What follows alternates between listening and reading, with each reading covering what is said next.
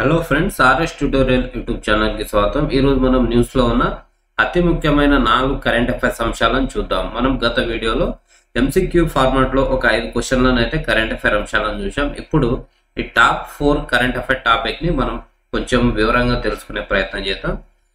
So దీంట్లో PM Fasal బీమా యోజన, నామ్ దఫా టైగర్ రిజర్వ్, అదేవిధంగా నాగోబా జాతర, ఆ తర్వాత పెంటానిల్ అనే దాని ఎక్స్పోర్ట్ కి సంబంధించి ఈ 4 అంశాలను మనం తెలుసుకునే ప్రయత్నం చేద్దాం. సో రైతుల చిరకాల డిమాండ్ గా జంతువుల ద్వారా జరిగే పంట నష్టానికి పేమెంట్ గ్రౌండ్ గా చేర్చడానికి ప్రధానమంత్రి ఫసల్ బీమా యోజన పరిధిని విస్తరించాలని చెప్పి కేంద్రం నిర్ణయించినట్లు ఇటీవల ఓ అధికారి చెప్పారు. ఈ నేపథ్యంలో ఇది మనకు న్యూస్ లో ఉంది. అయితే అసలు ప్రధానమంత్రి ఫసల్ బీమా యోజన అంటే ఏంటో తెలుసుకున్నాం. ఇది 2016 ఫిబ్రవరి 18 నాడు ప్రారంభించబడింది. ఇది వ్యవసాయ మంత్రిత్వ శాఖ, వ్యవసాయం సహకారం మరియు రైతుల సంక్షేమ శాఖ ద్వారా పంటల బీమా పథకం అమలు చేయబడుతుంది. ప్రకృతి వైపరీత్యాలు అనగా వడగళ్ళు, కరువు, అదేవిధంగా తెగులు, వ్యాధుల కారణంగా జరిగిన పంట నష్టానికి రైతులకు ఆర్థిక రక్షణ కల్పించడమే ఈ ఫసల్ బీమా యోజన యొక్క లక్ష్యం.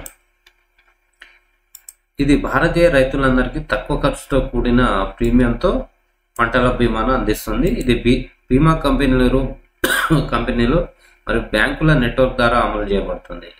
ఫసల్ బీమా యొక్క లక్ష్యాలు: అనూహ్య సంఘటనల వల్ల పంటల నష్టం లేదా నష్టంతో బాధపడుతున్న రైతులకు ఆర్థిక సహాయం అందించడం, మద్దతు అందించడం, రైతుల ఆదాయాన్ని స్థిరీకరించడం మరియు వ్యవసాయంలో కొనసాగేలా చేయడం. అంటే ఫ్రెండ్స్, రైతులకు వేస్తున్న పంటకు ఆ పెట్టుబడికి తగ్గట్టు ఆదాయం వచ్చినప్పుడే అతను స్థిరంగా వ్యవసాయం చేయగలుగుతాడు. కానీ నష్టాలు వస్తున్నప్పుడు ఒక రెండు సంవత్సరాలు వరుసగా నష్టాలు వస్తే దాన్ని భరించడం కష్టం. అప్పుడు ఈ సూసైడ్లు ఇవన్నీ జరుగుతున్నాయి కాబట్టి వాటిని నిరోధించి వ్యవసాయం ఇంకా మంచిగా ముందుకు సాగడానికి సహకరించడంలో ఈ పథకం కూడా ఒకటి. ఆధునిక వినూత్న వ్యవసాయ పద్ధతులను పాటించేలాగా రైతులను ప్రోత్సహించడం, పంటల వైవిధ్యం మరియు రైతుల రుణ అర్హతను నిర్ధారించడం, వ్యవసాయ రంగం వృద్ధి మరియు పోటీతత్వాన్ని ప్రోత్సహించడం. అయితే వ్యవసాయంలో ఉత్పత్తి అయిన ఈ ఉత్పత్తులను వివిధ ప్రమాదాల నుంచి రక్షించడం. ప్రధానమంత్రి ఫసల్ బీమా యోజన పొందాలంటే కావాల్సిన అర్హతలు ఏంటి? సో ఈ నోటిఫైడ్ పంటలు పండిస్తున్న షేర్ క్రాపర్లు మరియు కౌలు రైతులతో సహా అందరు రైతులకు ఈ కవరేజీకి అర్హులు. నోటిఫైడ్ పంటల కోసం ఆర్థిక సంస్థల నుండి సీజనల్ అగ్రికల్చర్ ఆపరేషన్స్ లో భాగంగా లోన్స్ పొందుతున్న రైతులందరూ తప్పనిసరిగా ఇందులో ఉంటారు. రుణం పొందని రైతులకు ఈ పథకం అనేది కంపల్సరీ కాదు. సో రుణం పొందని రైతులు వారు ఈ పథకంలో చేరవచ్చు, చేరకపోవచ్చు, వాళ్ళ ఇష్టం. బీమా చేసిన పంటలపై రైతులు తప్పనిసరిగా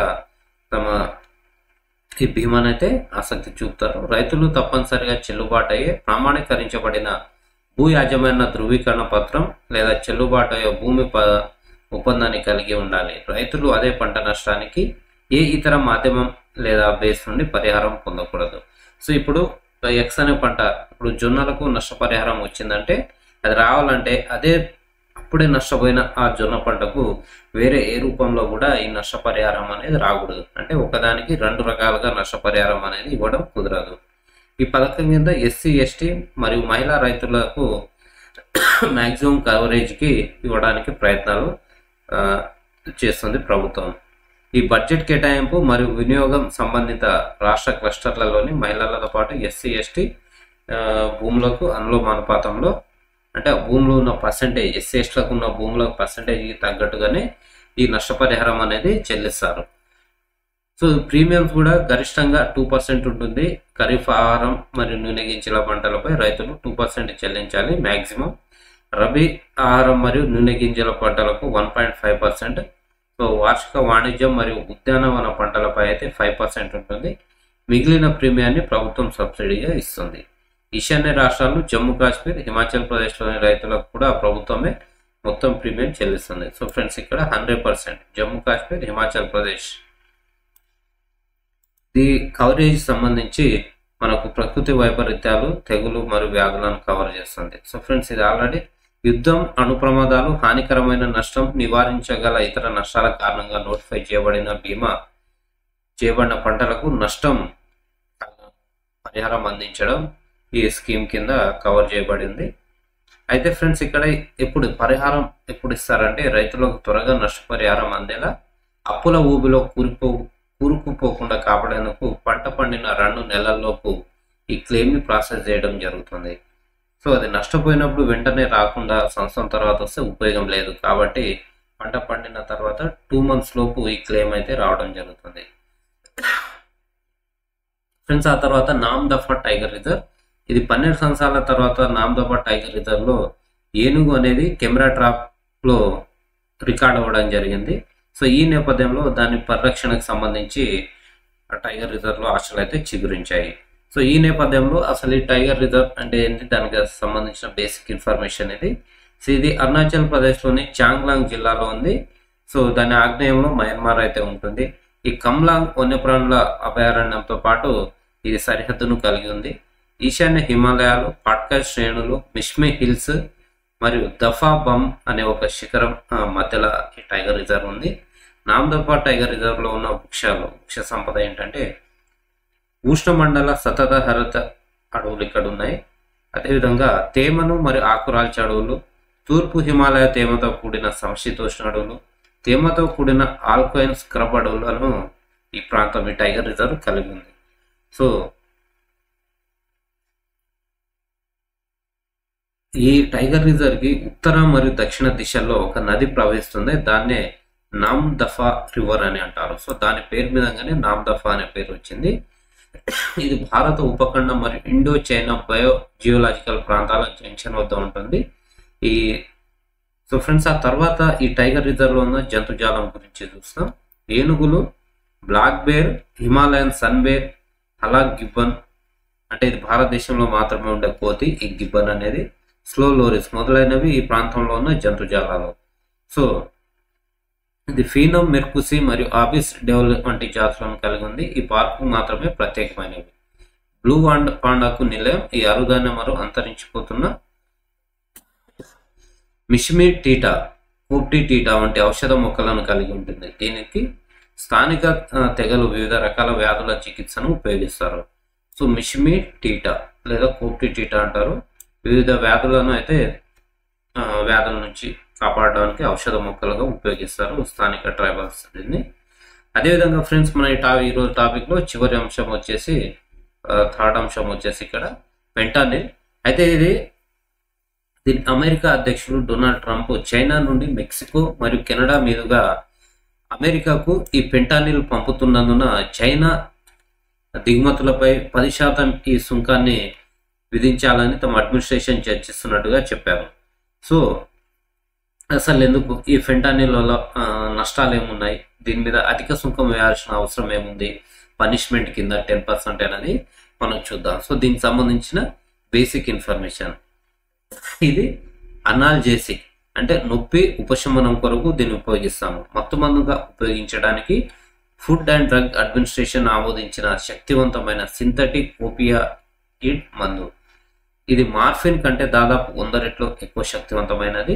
అనాల్జెసిక్ గా హెరాయిన్ కంటే 50 రెట్లు ఎక్కువ శక్తివంతమైనది. సో ఇది ఒక రకమైన డ్రగ్. ఇది అధిక మోతాదు వలన అంటే దీన్ని అధిక మోతాదులో తీసుకుంటే మతిమరుపు మరియు మన విద్యార్థులు కావచ్చు, ఓ సాధారణమైన వ్యక్తి తను ఎదిగే క్రమంలో వచ్చే పరిణామంలో మార్పులు అయితే చోటు చేసుకుంటాయి. అయితే బిగుతుగా ఉండే చర్మం, సైనోసిస్ అంటే నీలం రంగు చర్మం మరియు కోమలోకి వెళ్ళడం, శ్వాసకోశం సంబంధించిన వైఫల్యానికి దారితీసి అది మరణానికి కారణమయ్యే అవకాశాలు ఉన్నాయి. సో ఇది చాలా చాలా నష్టాన్ని కలిగించేది ఈ ఫెంటానిల్. సో ఫ్రెండ్స్ అసలు ఈ ఓపియాయిడ్స్ అంటే ఏంటనేది కూడా ఇక్కడ ఇన్ఫర్మేషన్ ఇచ్చాను, దీన్ని ఒకసారి చూడండి. నాగోబా జాతర ఫ్రెండ్స్, ఇది మన తెలంగాణకు సంబంధించిన అంశము. మొస్రం వంశీయులైన ఈ ఆదివాసీ గోండులు 8 రోజుల పవిత్ర పుణ్యక్షేత్రమైన నాగోబా జాతర ఆదిలాబాద్ జిల్లా ఇంద్రవెల్లి మండలానికి ఉత్తర తెలంగాణలోనే ఉన్న గిరిజనుల నడిబొడ్డున ఉన్న కేస్లాపూర్ గ్రామంలో ప్రారంభమైంది. ముస్రం వంశీయులు అంటే గోండు జాతికి చెందిన ముస్రం వంశీయులు 8 రోజుల పాటు ఈ పుణ్యక్షేత్రమైన నాగోబాలో ఈ నాగోబా జాతర అయితే నిర్వహిస్తారు. ఇది ఆదిలాబాద్ జిల్లా ఇంద్రవెల్లి మండలంలోని కేస్లాపూర్ గ్రామంలో ఈ నాగోబా జాతర అనేది ప్రసిద్ధి చెందింది. అయితే ఇది తెలంగాణ రాష్ట్రంలోని ఆదిలాబాద్ జిల్లా కేస్లాపూర్ గ్రామంలోని జనవరి లేదా ఫిబ్రవరి నెలల్లో సాధారణంగా ఈ పండుగ జరుగుతూ ఉంది. తెలంగాణలో సమ్మక్క సారలమ్మ తర్వాత అదేవిధంగా భారతదేశంలోనే అతిపెద్ద గిరిజన పండుగ ఇది. గోండు తెగలకు చెందిన ముస్లిం వంశస్థులు దీన్ని 10 రోజుల పాటు జరుపుకుంటారు. ముస్లిం వంశానికి చెందిన మహారాష్ట్ర, ఛత్తీస్గఢ్, ఒడిస్సా, కర్ణాటక, జార్ఖండ్, మధ్యప్రదేశ్లకు చెందిన ట్రైబల్స్ ఈ పండుగలో ప్రార్థనలు చేస్తారు. అయితే ఈ పండుగలో ప్రధాన దేవత పేరు వచ్చేసి నాగోబా, శ్రీ షేక్ కోబ్రా అని అంటారు. సో ఈ నాగోబాను వీళ్ళైతే పూజించుకుంటారు. ఈ నాగోబా జాతర యొక్క ఆచారాలు, కొంతమంది పెద్దలు జాతరకు కొన్ని రోజుల ముందు చెప్పులు లేకుండా గోదావరి నదికి వెళ్ళి పవిత్ర జలాన్ని తీసుకువచ్చి నాగోబా ఆలయం ముందు ఉన్న మర్రి చెట్టు దగ్గర ఉంచుతారు. ఈ జాతరలో ఒక బేటింగ్ వేడుక అనేది ఉంటుంది. సో ఫ్రెండ్స్, ఇది ఈ మన culture point of view Telangana అకాడమీలో రిలీజ్ చేసిన తెలంగాణ కల్చర్ బుక్ అనేది చాలా స్టాండర్డ్, అది ఫాలో అవడం చాలా మంచిది. ఇక్కడ కొత్త వధువులను వంశంలోకి ప్రవేశపెడతారు. కొత్త వధువులు తెల్ల చీర కట్టుకు వచ్చి నాగోబాకు పూజలు చేయడానికి ఆ ప్రాసెస్లో ఈ ఓల్డ్ ఉమెన్ అనేవారు నాయకత్వం వహిస్తారు, వృద్ధ స్త్రీలు. ఆ తర్వాత వారు వంశంలోకి పూర్తిస్థాయి సభ్యులుగా గుర్తించబడతారు. గోండు తెగకు చెందిన నృత్యకారులు ఈ గుస్సాడి నృత్య ప్రదర్శన చేస్తారు. ఇది ఈ ఓవరాల్గా ఈ నాగోబా జాతరకి ప్రత్యేక ఆకర్షణ. సో ఫ్రెండ్స్, ఇది మనకి 4 టాపిక్లను మనం ఈరోజు టాప్ 4 కరెంట్ అఫైర్స్ టాపిక్గా అయితే మనము తీసుకురావడం జరిగింది. సో ఈ పీడిఎఫ్ని కూడా వీడియో డిస్క్రిప్షన్లో ఇస్తాను, మన టెలిగ్రామ్ ఛానల్లో కూడా పెట్టడం జరుగుతుంది.